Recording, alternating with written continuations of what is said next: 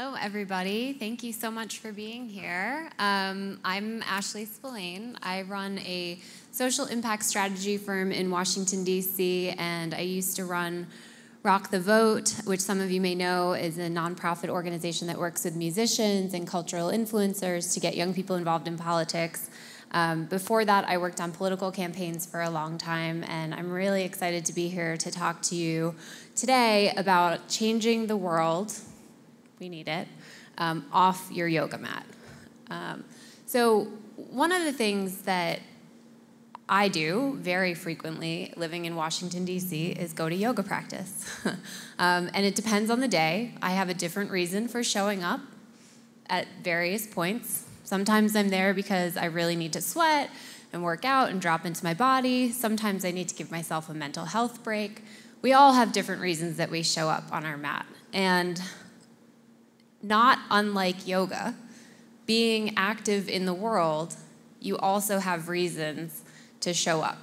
Maybe you don't know, things that you care about. So I want to start by asking you, what do you care about in life? When you're not on your yoga mat, where do you spend your time? What is important to you? What do you care most about? Anybody want to shout out a couple of things that come to mind at first? Family. The environment, health and wellness, maybe else, all super important. And we don't always think about those things as political necessarily. They're just things that we really care about. But they are. These things matter. And especially in the moment that we're in right now, where people are awakening to the fact that all of these things are connected and intertwined, it's really important. I want to say I've said the word political a few times now. Does anybody have a feeling that that conjures the word politics when you hear politics right now? Anything? What is it? Mm-hmm. When you hear politics, what do you think of? Deceitful lies. Anybody else? Any feelings? Anxiety. Totally different. Anybody else? Yucky. It's not, it doesn't have an overwhelmingly positive connotation to it. I have worked in politics for a long time. I have gone back and forth between whether or not it is an amazing, wonderful thing that fills me up, and sometimes it's really challenging and it doesn't feel good. And that's not also so unlike yoga. We sometimes push ourselves to our edge on our mat. I want to talk a little bit at first right now about why it feels so difficult, so yucky, so challenging in this particular moment. One of the things that we're seeing a huge amount of increased polarization. And what I mean by polarization is I believe one thing, someone else believes another thing, and it is A or B. And we are on opposite sides of a spectrum. There's not a lot of opportunity in our politics right now to be somewhere on the spectrum in between. It's a little bit of a you're with me or you're against me mentality. And that's hard. And that is a change. To your point about things feeling different than it's felt in the past, it is different. It is increasing that we are sort of going into our own camps and rooting into our beliefs. And that's difficult because we're starting to internalize that our political beliefs are also affiliated with our identity. And once things are affiliated so closely with your identity, you hold firm to it. You really think about yourself in that way, and you think about other people in that way. Think about people you've run into since the last election that didn't vote the way you voted. You have probably 5 things that come to mind automatically that you assume about that other person. And that's because we're starting to mix our identity with our politics. The second thing, and the thing that I feel mostly right now, is information overload. Anybody having too many opinions coming at you about politics in your life? Social media, the media, anybody turn on the TV and breaking news is like literally 24/7. Everything is breaking in a crisis. It's hard in this moment to stay engaged and passionate and excited about being involved when everything feels like a crisis moment. That's an increased level of anxiety that is hard to sustain. And so, that's one of the things contributing to the situation that we're in. And the last, which we don't talk as much about overtly, you don't see this coming up as much, is dehumanization. So there's a lot of research in conflicts around the world that dehumanization, the moment that you start to see people who don't agree with you, the people on the other side of the spectrum from you, as a little bit less than human, a little bit less stupider, less evolved, less intelligent. That's dehumanization, and we are seeing that now. I don't know if anybody saw this on TV the other day, but the president's son called liberals not human. That is the clearest example of someone saying, we are practicing dehumanization in this moment. So these are three of the main reasons things are not feeling particularly great right now. And I want to give you an example of one of the ways that we sort of internalize these identities that we have and these feelings that we have with a super controversial question of pancakes or waffles. This is an example that shows you that it's not just in politics that we cling to these things or have particular feelings about a topic. And I'm going to use this as an example to really tease out why some of the things that we're doing in the political sphere are just kind of silly. Anybody in here a pancake person? If they're in front of you, you're a hardcore, it's pancakes all the way. Waffles, the rest of you are waffles. So what I have found in my political career, asking political people about this, they are on opposites. It is one or the other, right? You love one or you hate the other. Now imagine that I am a pancake person. I love pancakes. And I'm trying to convince you that pancakes are better. And I want you to come onto my team in this polarized world we're in. And I'm going to tell you, you're an idiot for liking waffles. They are not as substantial. The syrup just kind of runs through them. They hold too much butter. That's not an effective way to communicate with people. It's not a good way to bring them along. It's just a little bit, it's silly. And that applies to most of the ways that we talk about politics today, too. That said about why it's so difficult, it's also a really exciting moment. I don't know if anybody felt this at any point in the last few months, but we have in this moment, and I've worked in politics for a decent chunk of my life now, and there are more people involved now. There are more people paying attention than ever before. That is very exciting. As someone who has spent a good chunk of their career trying to get people to pay attention, to know that there's an election coming up, to be excited enough to go out and spend part of your day going to the polls and voting, it is awesome to see so many people fired up right now. There are also more ways to get involved than ever before. Technology, the evolution of social media, and all of the amazing apps that people are building is giving us more ways to connect with the people that represent us, and there are more ways to get engaged. There have been 1,000 organizations that started since the election to find ways to get people involved in their local communities. That's a really exciting thing. And the other thing is there are more reasons. Because we're in a polarized moment, because there is starting to be these moments of dehumanization, we have a reason to really step up and get involved. So what can you do right now? I'm going to share some very practical tips to be encouraging about how to get engaged in this particular moment, whether it feels good or exciting or horrible and awful and you want to shut off and be in this beautiful mountain place with no cell phone service and excited to not hear what anything is happening in the world, or you're really fired up and you want to get out there. I mean, you're all here today because you're either super passionate and involved and you want a couple extra ways to participate, or you have never really been involved before and you want to figure out how. So I want to give you a couple of ways to get engaged.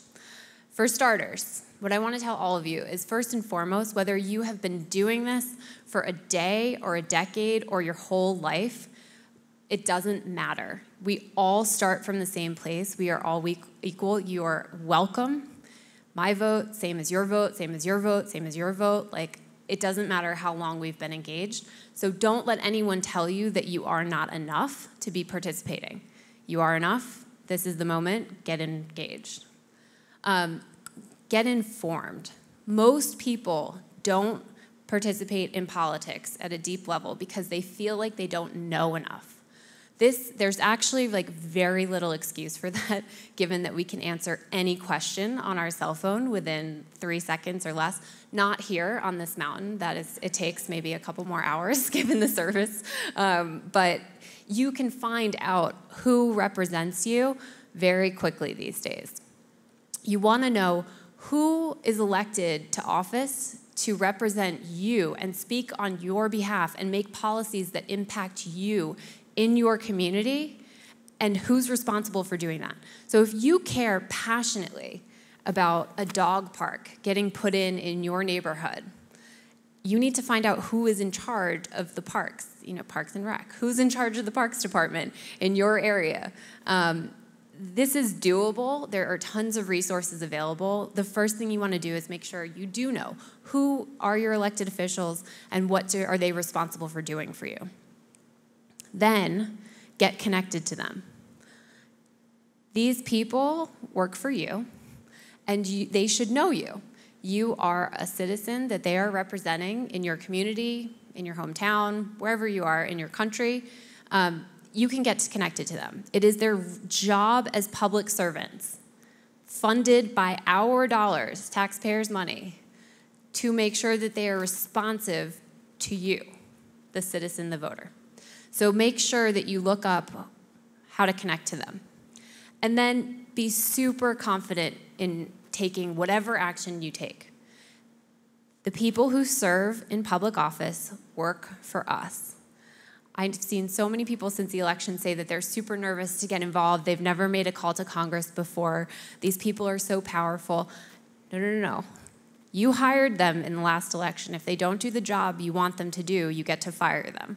They work for you. You have all of the power. I know it doesn't seem like that all of the time, but all of the power. There are only 3 things that change the world, and it's two things that change the world: money and masses. The masses in this country exist as the foremost lever that we have in our political system. It is out of laziness that we have let the money take over. By showing up, we change that. So be super confident in your ability to show up and change that entirely. Go in and have a conversation confidently with these people. A couple other things. Make the calls. I have this screenshot of Sarah Bareilles, anybody know her? A wonderful singer, making a call to Congress back in January. And she recorded herself doing it. She said, "This is my first time. I've never done this before. I'm super nervous." And she did such a great job calling her member of Congress and walking her fans through the process of making that call, not telling them you got to go out and do this thing, but showing them, like, if I can do it as the first time, you can also do it. Look up their number, make a call. It is, the people that work in these offices, whether it's in the district office for your member of Congress or in Congress, in Washington, D.C., or your city council officer, they take these calls. That is what they are there to do. Definitely make the calls. Show up in person. Go visit the office. Get to know the people that serve and serve you as the people. Many people, whether it's the governor of your state, state legislators, members of Congress, senators, they hold town hall meetings. Show up and be there. There's a lot of energy at these town hall meetings right now. You may have seen on the news. I use energy lightly. It's a lot of anger and frustration. Be the reasonable, compassionate person showing up there to express a rational view that's somewhere on the spectrum. Be the person that's not A or B choice. Be the person that's not dehumanizing the person in front of you. And the thing about showing up, too, don't just show up when you're angry. Show up when you're also happy with the job someone's doing. Think about when you're doing something. I think about this in yoga all the time. I mean, I'm like an overachiever who every time I do a good pose and someone says something like, oh, that's right, or tweak it just a little bit this way, but like you're in the right space, you feel good. Like you like to be positively reinforced. That is the same for all of the people that serve for us in office. So make sure that you're calling out attention to the things that are good, the things that are bad, and to kind of tamp down this polarization a little bit, don't do it along party lines. If you are a hard line liberal Democrat, when you see a Republican do something good, be the person that bridges that gap and tell them that you appreciate it and do it publicly. We have to all sort of model the change that we want to see. A couple of other things. Vote. This seems really straightforward and obvious. But there are elections every single year, sometimes multiple times a year. People forget this, or they don't know it. There are tons of resources to find out when your next upcoming election is. Please look it up. You have local elections. Those oftentimes matter so much more, especially if you're a person that cares about the dog park, who cares about getting quality food in your community, who cares about making sure that there's really good health services in your community. It's your local elected officials that do a huge brunt of this. I don't know if you've seen when we as a country, under the president's direction, pulled out of the climate change agreement that we had with many of our international partners. You have people at the local level saying, we are not going to pull out, we are going to abide these guidelines. That is what being engaged at your local level is. You have people saying, this is what we want here in our community, in our town, in our city, and then you have your members, elected members representing that. So make sure you show up and vote in every election. It is super important. And turnout can be really low. So do that. Also, super fun activity, work at the polling place. I know that people often don't think about this as a good way to get involved, but you get to meet so many of your neighbors. Oftentimes your job will give you the day off to do it. You get to see the voting process up close and personal, but most importantly, you get to make sure that every single person that shows up excited to make a difference and cast their ballot gets to do so. And the more, especially, this is like, I implore young people to do this, tech-savvy young people, solutions-oriented young people who can show up and work these the polls. It's so helpful. It's typically a job that we have reserved for little old ladies who have free time, but we actually really need the next generation of leaders to get involved and show up and do this, and it's just a day out of your life. And it's really fun, and you do get to meet some really cool people. And sometimes they'll pay you for it, a little stipend, so. Which goes to my next point very nicely, because you could donate that stipend to supporting good causes. If there are things that you really believe in, volunteer. Make a contribution that's financial. And my number one recommendation to you on this, do it at the local level. There are a lot of things, a lot of national organizations. I've worked for many of them. I support many of them now. They're doing amazing work. What really needs to happen, though, is we need to be focusing on our backyard. It has to be next door. It has to be our neighbor. The change that we want to see in the world, I mean, we know this because we practice and we're in this beautiful space practicing yoga. We hear this a lot. The change we want to see in the world starts with us and starts with our neighbors. Please, please think about engaging in a local cause and supporting something at the local level. A couple last takeaways for you, and then excited to take questions. As you set out to get more engaged, be courageously compassionate. And what do I mean by this? It takes courage in the current political environment we're in to be compassionate to people that you don't agree with. So I gave you the example of pancakes versus waffles. I'm a pancake person. I do not understand why people would choose waffles over pancakes. But I had this guy one time say, well, My dad used to make waffles for me every Sunday, and it was really the only time we got to spend together. We'd all sit around and have these waffles, and it's like a really nostalgic thing for me, and I really love waffles because of that. Political opinions are informed in a very similar way. We make connections. We might not agree with people, but they have come to their decisions and thought processes in all sorts of different ways. The way that I believe in health or family might be very different than the way you believe in health and family, and we might completely agree on policy but come to it from a different place. We might also completely disagree about policy and come to it from the same place. And so being really compassionate as you have conversations and dialogue with people you don't agree with is really important. And I would encourage you, just like in your yoga practice and just like on your mat, we go to our edge. We push ourselves not too far that we get hurt, but we push ourselves to be stronger and better. Having tough conversations right now with people you don't agree with politically is going to your edge. And I would encourage you to do that. And as you do that, be compassionate with other people. While you are doing that, be gentle with yourself. It does not mean put yourself in front of a firing squad to better understand why very angry people are upset. Be gentle with yourself. Practice, it's a practice. The whole thing, it's a practice. Political engagement is a practice. Be as gentle with yourself as you are in your yoga practice. If you can make a call a day, that's great. If you can go to an office every other week, that's great. If you miss a couple of times, it's fine. Just be gentle with yourself as you do this work. And then be patient and committed and supportive. This is hard work. I think we're all very overwhelmed by the current climate.